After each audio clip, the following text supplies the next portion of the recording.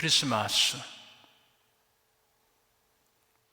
큰 기쁨의 좋은 소식이란 제목으로 말씀해 드리겠습니다.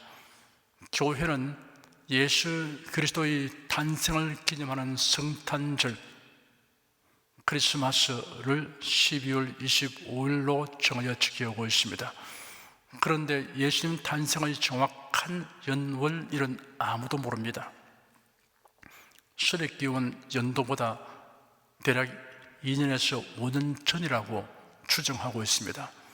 설의 기원 연도를 사용하기 전에는 각 나라마다 대체로 그 나라를 다스리는 왕의 등극을 기점으로 연호를 셈하였습니다. 그러다 보니 연대 계산 방법에 따라 약간의 차이가 생겨난 것입니다. 예수님 탄생의 연월 일시를 정확히 아는 것이 구원과 관계가 있다고 한다면 성경 기록자에게 하나님께서 분명하게 알려주셨을 것입니다. 모세가 기록한 창세기에는 아담부터 노아에 이르기까지 대를 이어온 사람들의 이름과 자식을 낳은 때, 그리고 몇 세까지 살다가 죽었는가에 대하여 소상하게 기록되어 있습니다. 모세가 그런 자료를 얻을 수 있는 길은 하나님의 계시 외에는 달리 없었다는 것은 자명한 사실입니다. 예수의 탄생 날짜를 정확히 안다면 그날을 우상화할 사람들이 있을 것입니다. 예수님은 집필한 책이 없고 한 장의 메모조차 남긴 것이 없었습니다. 소유하신 집도 없었습니다. 단 하나의 유품도 남기지 않았었습니다. 만일 예수님의 유품이 있다고 하면 어디에선가 그것을 관람하도록 어마어마한 건물을 지었을 것이고 다 세울 수 없이 많은 관람객이 전 세계에서 쇄도할 것입니다. 그리고 그 유품을 우상화할 자들도 생겨날 것입니다. 그런 부질없고 미련한 일을 하지 못하도록 주님께서 조치하신 것이라고 할 수 있습니다. 12월 25일을 성탄절로 기념하는 것을 나름대로 이상한 이론을 붙여서 비판하는 사람들이 있습니다. 경강부회일 뿐입니다. 가당치도 않는 말을 억지로 끌어다가 조리에 닿도록 하는 행위라는 말입니다. 구세주가 탄생하신 연월일은 확실하지 않을지라도 그 무렵에 탄생하신 것은 엄연한 사실입니다. 이런 역사적인 사실에 근거하여 교회가 한 날을 정하여 성탄절로 기념한다는 것은 매우 뜻깊고 귀한 일입니다. 어떤 일에 관하여 연도를 기록할 때 BC와 AD로 표기합니다. BC는 그리스도 이전을 의미하고 AD는 주님의 해를 의미합니다. 인류 역사의 연도를 예수 그리스도 탄생을 기준으로 이전과 이후로 sem하여 표시하고 있습니다. 이러한 연도 표기는 디오니시우스 엑시구스라는 수도자가 만든 달력에서 유래합니다. 그는 그때 당시의 연도가 예수님의 탄생으로부터 525년이라고 명시하였습니다. 이 연도 표기가 교회를 통해 보급되어 11세기경에는 여러 기독교 국가들이 사용하였고 14세기에는 스페인이, 16세기에는 그리스 문화권에서도 사용되었습니다. 문화권에 따른 별도의 달력이 있습니다. 히브리력, 이슬람적, 음력 등이 있습니다. 각각의 종교나 문화에 관련된 중요 사건을 근거하여 만든 것입니다. 이런 달력은 그 문화권에 속한 사람들의 절기 행사나 의식용으로 사용될 뿐입니다. 우리나라는 당군으로부터 기점을 삼아 역사를 셈하는 단기를 서기와 병용년으로 한다는 법률이 1948년 9월 12일 국회에서 가결되었습니다. 그러나 1961년 12월 2일 대한민국의 공용연호는 설의 기원으로 한다는 법률 개정을 하였습니다. 세계적인 추세에 따른 것입니다. 서기가 전 세계에 통용되고 있습니다. 최근에는 기독교적 의미를 가진 주전주라는 표기를 쓰지 말고 공통시대 이전으로 대체 표기하는 이들도 있습니다. 그러나 어떻게 할지라도 설의 기원에 기점을 둔 연대 표기는 예수님의 탄생과 연관되어 있음을 부정할 도리가 없습니다. 지금 와서 이를 폐기할 방법도 없습니다. 마치 옷을 갈아입힌다고 그 사람의 정체가 바뀌어 다른 사람이 되는 일이 없음과 같습니다. 연대 표기는 역사의 기술만 아니라 인간의 생활 전반에 걸쳐서 사용됩니다. 이는 예수 그리스도와 무관한 인생은 없다는 것을 나타내고 있습니다. 본인이 알든 모르든 원하든 원치 아니하든 모든 사람은 운명적으로 예수 그리스도와 관련되어 있습니다. 사람의 출생부터 죽음에 이르기까지 모든 일은 예수님의 출생을 기점으로 연월일시를 셈하며 기록하고 있습니다.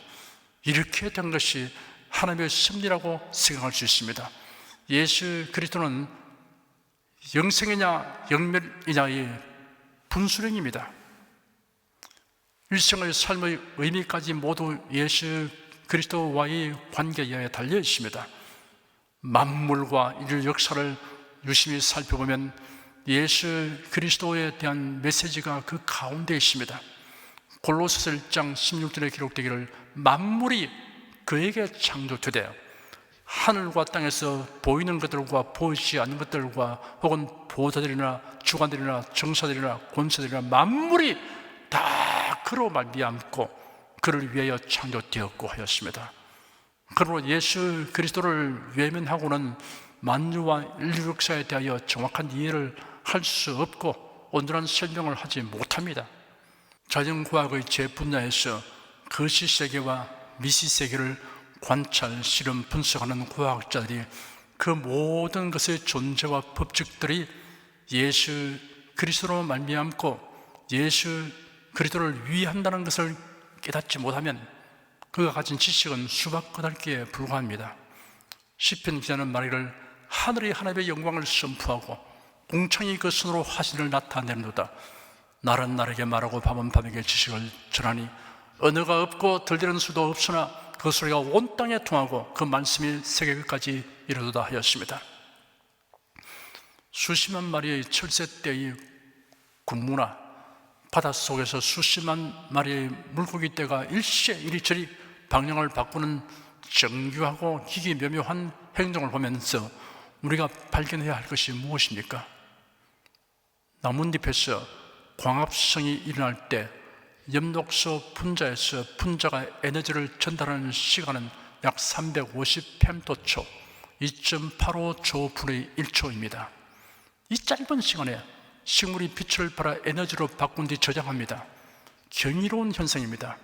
이를 생각할 때 우리가 보아야 할 것이 무엇입니까? 자연계의 그 무엇도 예수 그리스도의 하나님을 빼놓고는 제대로 이해할 수 없습니다. 자연과학 분야만이 아니라 인문학 분야도 마찬가지입니다. 성경 또한 그러합니다. 성경의 핵심 메시지가 예수 그리스도입니다. 성경을 1000번을 통독하여도 성경이 예수 그리스도로 말미암는 구원 이야기인 것을 알지 못하면 헛되이 읽은 것입니다. 예수께서 친히 말씀하시기를 너희가 성경에서 영생을 얻는 줄 생각하고 성경을 상고하니와 이 성경이 곧 내게 대하여 증거하는 것이로다 하였습니다. 크게 둘로 분류하면 성경은 예수 그리스도의 초림과 재림에 관한 예언의 말씀입니다. 인간의 구원과 행복은 예수 그리스도의 초림과 재림에 전적으로 관련되어 있습니다. 성경은 그리스도를 오실 이라고 하였습니다. 세례 요한의 제자들이 예수님께 나와 세례 요한이 우리를 당신께 보내면서 말하기를 당신이 오실 그분이십니까? 아니면 우리가 또 다른 분을 기다려야 합니까? 라고 여쭈어보라고 하였습니다. 라고 말했습니다. 히브리서 10장 37절에는 잠깐 후면 오실 리가 오시리니 지체하지 아니하시리라 라고 기록되었습니다. 그리스도인이란 누구인가? 라는 질문에 대한 답을 다 말하려면 끝이 없습니다. 하지만 아주 간결하게 답할 수 있습니다. 예수 그리스도를 믿는 사람입니다. 설명을 조금 부과하면 복음을 믿고 복음을 전하는 사람입니다. 예수 그리스도와 복음은 분리할 수 없습니다. 예수 그리스도를 떠나서는 복음이란 없습니다. 예수로들은 복음 그 자체입니다. 약간 더 부연 설명하면 초림하신 예수 그리스도를 믿고 또한 재림하시는 예수 그리스도를 대망하는 사람이 그리스도인입니다.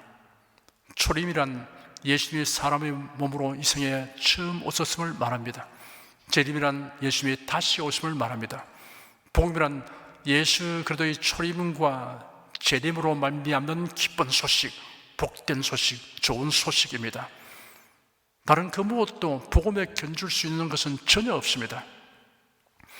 예수님이 초림하신 이유는 죄인들을 구원하시기 위한 것입니다. 독생자 예수님은 아버지의 뜻에 온전히 순종하여 세상에 오셨습니다. 죄인들의 죄를 대신 담당하여 속하시려고 동정녀의 몸에 성령으로 잉태되어 사람의 모양으로 탄생하신 것입니다. 하나님의 작정하신 때가 찼을 때 예수님이 세상에 오셔서 성경에 예언된 대로 사셨으며 성경에 예언된 대로 고난받으셨습니다. 인생들의 추악한 죄를 다 담당하여 십자가에 못 박혀 죽는다는 것은 실로 몸소리 나는 끔찍한 일입니다. 그러므로 예수께서 말씀하시기를 지금 내 마음이 민망하니 무슨 말을 하리요? 아버지여 나를 구원하여 이 때를 면하게 하여 주옵소서. 그러나 내가 이를 위하여 이때 왔나이다 하였습니다. 겟세마네 동산에서는 기도하실 때 얼굴을 땅에 대고 아버지여 만일 아버지의 뜻이거든 이 잔을 내게서 옮기시옵소서. 그러나 내 원대로 마옵시고 아버지의 원대로 되기를 원하나이다 하시며 힘쓰고 애써 더욱 간절히 기도하시니 땀이 핏방울같이 되어 땅에 떨어졌습니다. 예수께서 이처럼 심히 고민하신 까닭은 육신을 가진 사람으로서의 치욕과 고통을 다 체휼해야 하시기 때문이었습니다. 히브리서 4장 15절에 기록되기를 우리에게 있는 대제사장은 우리 연약함을 체휼하지 아니하는 자가 아니요 모든 일에 우리와 한결같이 심을 바란 자로되 죄는 없으시니라 하였습니다. 더 큰 고민은 죄가 전혀 없으시고 의로우신 분이 인간의 추악한 죄를 다 담당하여 심판을 받아야 하기 때문입니다.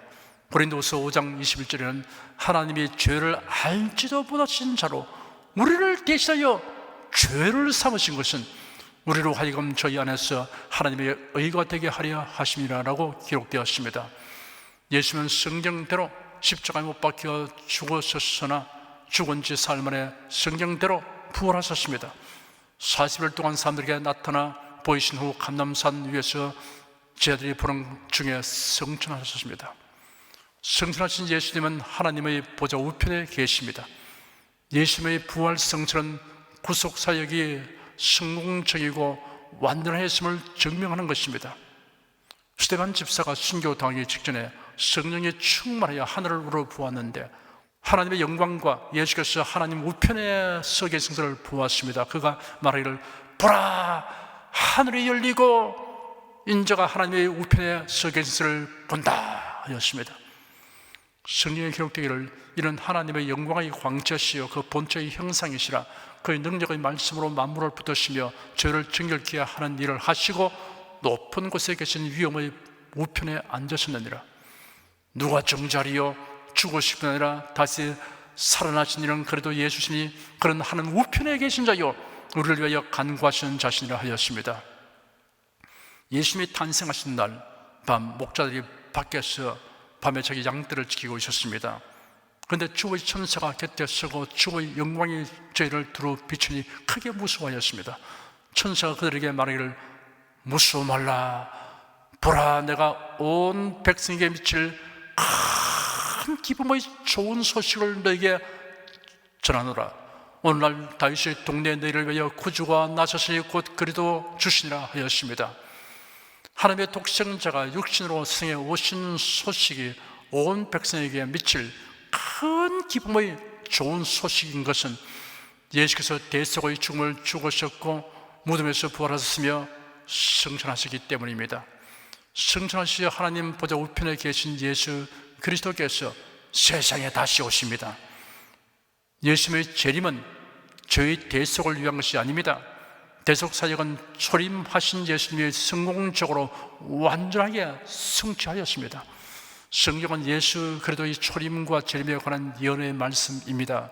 인간의 구원과 행복은 예수 그리스도의 초림과 재림에 모두 관련되어 있습니다. 그러므로 초림의 복음은 재림의 복음으로 완성됩니다. 예수의 재림 역시 큰 기쁨의 좋은 소식입니다. 그 내용을 몇 가지로 분류해 보겠습니다. 성도들의 부활과 휴거가 있습니다. 휴거에 관하여 온갖 반론이 있어도 성경에 기록된 말씀 밖으로 넘어간 것은 무의미하고 무가치합니다. 사도 바울은 성령의 감동하심을 입어 기록하기를, 형제들아, 자는 자들에 관하여는 너희가 알지 못함을 우리가 원치 아니하노니 이는 소망 없는 다름이와 같이 슬퍼하지 않게 하려 함이라. 우리가 예수의 죽었다가 다시 사심을 믿을진대 이와 같이 예수 안에서 자는 자들도 하나님이 저와 함께 데리고 오시리라. 우리가 주의 말씀으로 너희에게 이것을 말하노니 주 강림하실 때까지 우리 살아남아있는 자도 자는 자보다 결단코 앞서지 못하리라. 주께서 호령과 천사장의 소리와 하나님의 나팔로 치니 하늘로조차 강림하시리니 그리스도 안에서 죽은 자들이 먼저 일어나고 그 후에 우리 살아남은 자도 저희와 함께 구름 속으로 끌어올려 공중에서 주를 영접하게 하시리니 그리하여 우리가 항상 주와 함께 있으리라. 그러므로 이 여러 말로 서로 위로하라 하였습니다. 종말의 7년 대환란이 있습니다. 항상 기도하며 깨어있어서 기름 준비한 5처녀처럼 신앙생활을 하는 사람은 종말의 환란과 시험을 능히 피하게 됩니다. 들림 봐라, 공중에서 주님을 영접하는 은총을 입기 때문입니다. 예수께서 말씀하시기를 이러므로 너희는 장차 올 이 모든 일을 능히 피하고 인자 앞에 서도록 항상 기도하며 깨어 있으라 하였습니다. 계시록 3장 10절에는 네가 나의 인내의 말씀을 지켰은즉 내가 또한 너를 지켜 시험의 때를 면하게 하리니 이는 장차 온 세상에 임하여 땅에 거하는 자들을 시험할 때라 라고 기록되었습니다. 사탄을 무지경에 가둘 것이며 1000년 동안 주님이 친히 다스리시는 가운데 성도들은 왕노릇하게 될 것입니다. 1000년이 지난 후 사탄이 잠시 노인하게 되면 미혹받은 사람들이 함께 주님을 대적하게 될 것입니다. 주님께서 그들을 불로써 멸하실 것입니다. 그리고 최후의 심판이 있습니다. 구원받지 못한 사람들에 대한 심판입니다. 사탄과 그 사자들 그리고 사탄에게 속한 자들은 불못에 던져질 것입니다. 옛 세상은 물질을 구성하는 모든 원소가 풀어져 뜨거운 불에 녹아 없어지고 새 하늘과 새 땅, 새 예루살렘이 도래합니다. 초림하신 예수님을 믿어 구속받아서 예수의 재림시에 부활하고 변화된 몸을 입은 성도들이 영원히 주님과 함께 살면서 복락을 누리게 됩니다. 초림하신 예수 그리스도를 믿고 또한 재림하시는 예수 그리스도를 대망하는 사람이 그리스도인입니다. 예수님의 초림과 재림으로 말미암은 큰 기쁨의 좋은 소식인 복음을 믿고 전파하는 사람이 그리스도인입니다. 이 설교를 들으시는 분들은 모두 예수 그리스도의 초림과 재림의 복음을 믿고 그 은혜를 누릴 뿐 아니라 이토록 큰 기쁨의 좋은 소식을 널리 전파하시기를 축원합니다.